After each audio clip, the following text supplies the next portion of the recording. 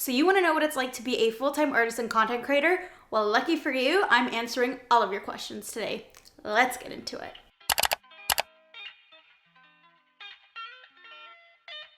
So all of the questions that I'm going to be answering were asked over on my Instagram, so make sure you're following me so that you don't miss out on the next one. What are some of the common mistakes you see new artists and content creators making, and how can they avoid them? One of the biggest mistakes that I see new artists making is things to do with contracts, actually. I think no matter how big or small of an artist you are, have a contract for your clients. It can literally be one page of point form notes that you both have to sign, but something that sets out the expectations, the due dates, the money, how they're gonna pay you, all of the important nitty-gritty stuff that you wouldn't think to write them, because I've had instances where I've been burned by clients, or things are unclear, or I don't get paid on time. Something else that I really like to include in my contracts is how many rounds of revision the clients actually get. In the past, when I first started out, I never really talked about this with clients, and I'd be in projects where there'd be round after round after round of feedback, to the point where one, the art wouldn't even feel like my own anymore, and two,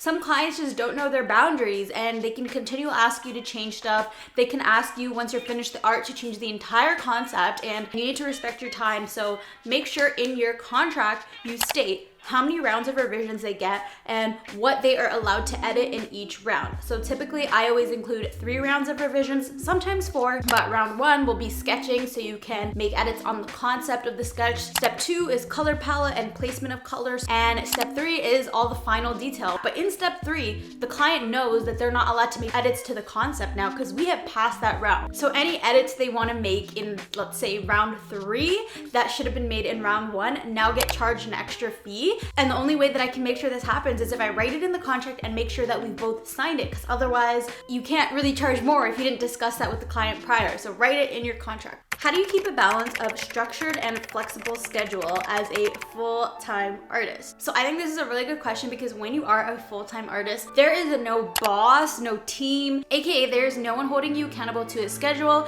There's no one holding you accountable to deadlines, other than clients, I guess, but it's really up to you.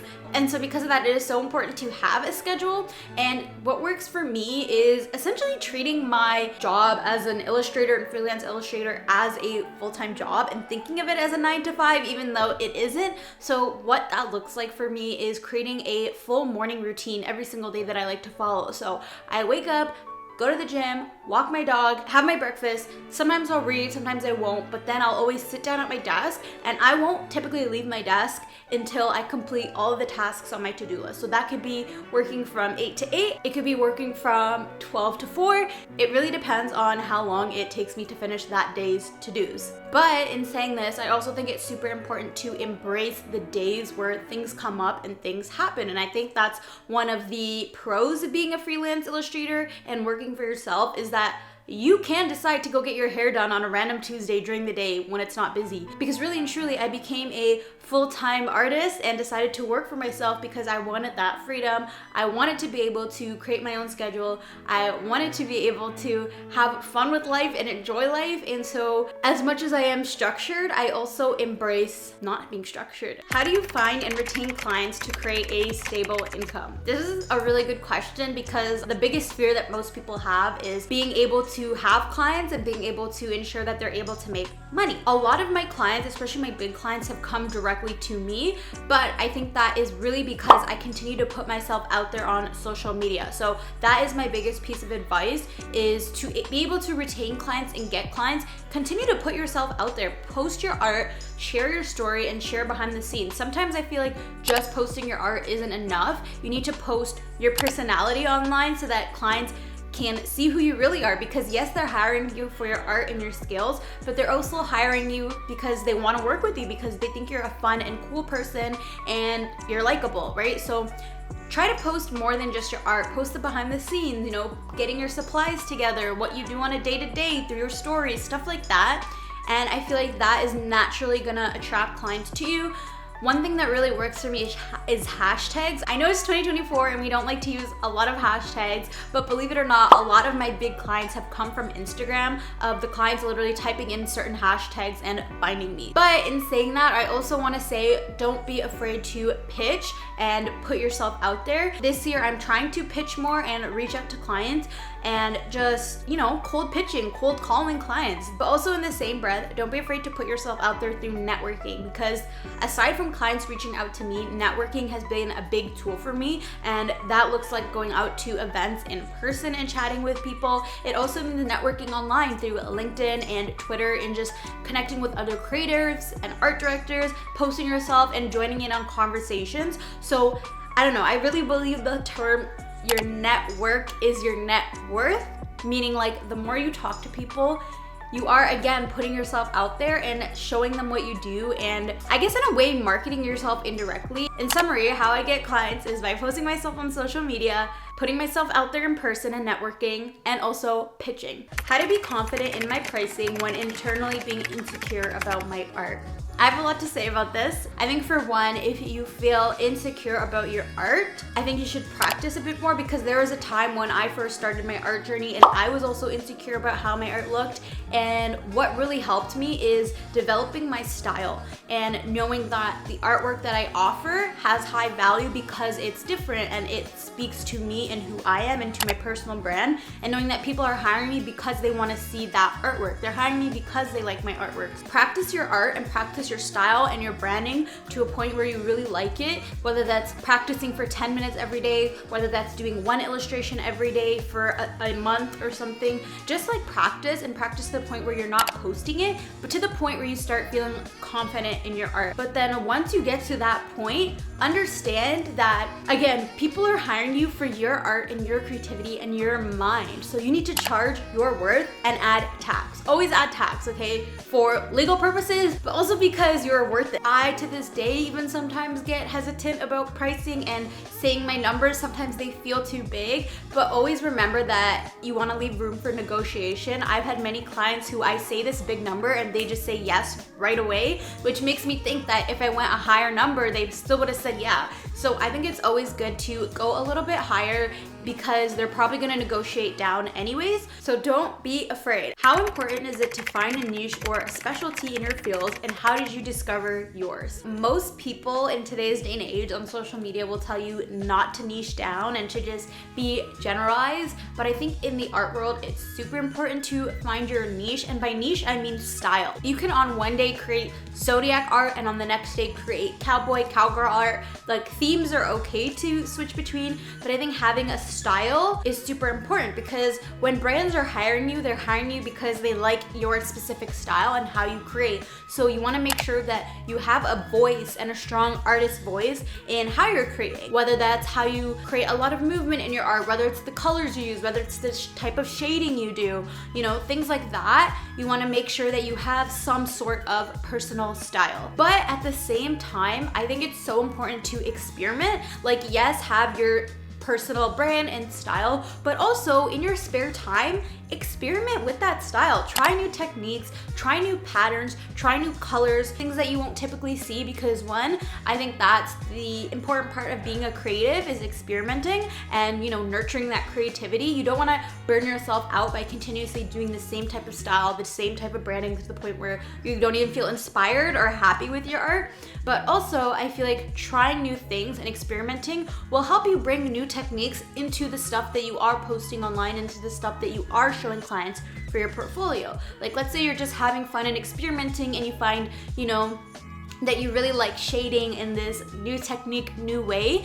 You can now take that technique and bring it into your commercial art that you're showing to just elevate your portfolio and your branding even more. So yes, have a personal style instead of a niche necessarily, but also make sure that you're experimenting and overall having fun, because art and creativity is supposed to be fun. It's not supposed to be this commercialized thing. What is the scariest thing about jumping into being a full-time artist? Financial insecurity. Simple and plain. When I took the jump, my biggest fear was, am I gonna even make money off of this? How am I even gonna be able to sustain myself? I pretty much had a very limiting belief about money. I thought that being a full-time artist and not having, you know, a consistent paycheck every 2 weeks would make me broke, would make me poor, would make me not able to afford certain things.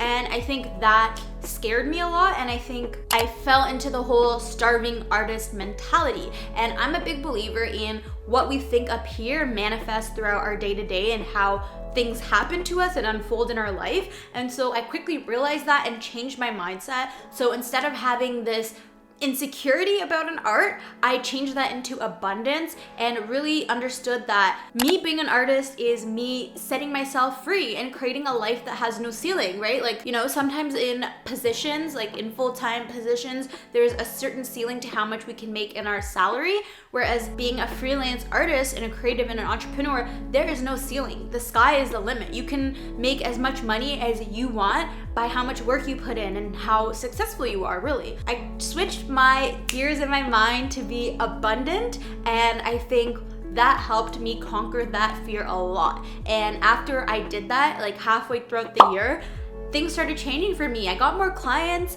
I got more deals, the money like just naturally started rolling in when I stopped worrying about it. And that is not financial advice. I'm not a financial advisor. That is not to say like quit your job on a whim and go with the flow and hope for the best. Definitely have savings and, you know, take my advice with a grain of salt. But yes, abundance mindset really changed everything for me. And instead of acting out of fear and out of lack, I acted out of gratitude, love, and abundance of like my career and my creativity. What are the best tips and tools to reduce time creating content, and what content works the best for you? This is a little bit of a two-part question, but I kind of found a little life hack for me, and that's batch creating. So for those who don't know, batch creating is essentially sitting down in one sitting and filming a whole bunch of content. So for example, right now today, I'm filming this video. I also filmed a couple clips on my iPhone of me talking and answering these questions at the same time so that I can create Instagram Reels off of that. And then after this, I'm also filming 2 more videos.